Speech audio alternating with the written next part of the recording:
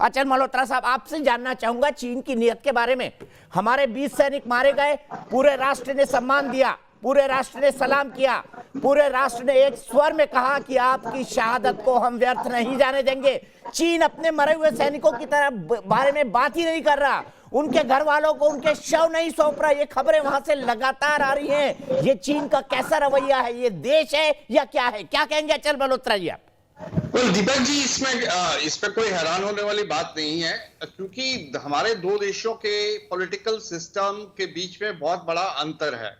हम जो है एक लोकतंत्र हैं, ट्रांसपेरेंट हैं, और जहां तक चाइना और साथ साथ पाकिस्तान के भी सवाल है, वो इन विषयों पर हमेशा डिनायल मोड में रहते हैं, छुपाते हैं, और पाकिस्तान तो अपने आतंकवादी जो भेजता है उनको डिसऑन कर देता है, उन्हें क्लेम भी नहीं करता।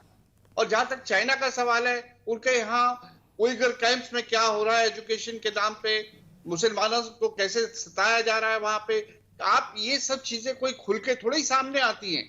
ये सिर्फ लोकतंत्र में ही इस बात की आजादी दी गई है कि आप राष्ट्र हित के मुद्दों पर भी जो है सवाल उठाएं।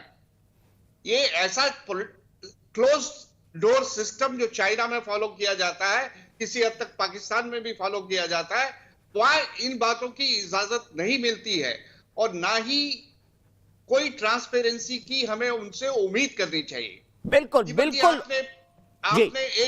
आपने दोस्त और दुश्मन पे बहुत बड़ी बहस करी थी थोड़ी देर पहले। एज ए फॉरवर्ड डिप्लोमेट मुझे बहुत संक्षेप में बोलने दीजिए। देखिए, अंतरराष्ट्रीय संबंधों में ना तो कोई परमानेंट दोस्त होता है, ना परमानेंट दुश्मन होता है। कुछ परमानेंट होता है तो राष्ट्र हित होते हैं। कल जो हमारे दोस्त थे आज हमारे दुश्मन है, आज जो हमारे दोस्त है कल वो हमारे दुश्मन हो सकते हैं। अमेरिका 1971 में पाकिस्तान के पीछे खड़ा था, रशिया हमारे साथ एकदम सामने जुट के खड़ा हुआ था।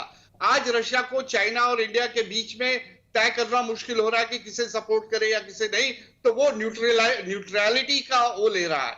तो जहां तक चाइना का सवाल है, वो दुश्मन है या नहीं, डेफिनेटली वो हमारा आज की तारीख में बहुत बड़ा एडवर्सरी है।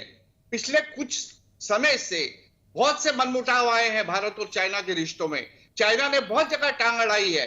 हमारा सर, आप डिप्लोमेट हैं अचल जी, पूरे सम्मान के साथ, आप एक राजनयिक हैं। राजनयिक को बड़े संभल के बोलना पड़ता है। सुषमा स्वराज जी ने कहा था कि कॉलम और फुल स्टॉप के बारे में भी सोचना पड़ता है एक राजनयिक को, लेकिन एक नागरिक के तौर पर मैं 100% ताल ठोक के बोलता हूं कि जब मैं डिप्लोमेसी रिपोर्टिंग पढ़ रहा था तब हमें यह बताया गया समझने के लिए एक पत्रकार के तौर पर कि अगर आपको दो दुश्मनों को तय करना है तो चीन भारत का दुश्मन नंबर 1 है और पाकिस्तान दुश्मन नंबर 2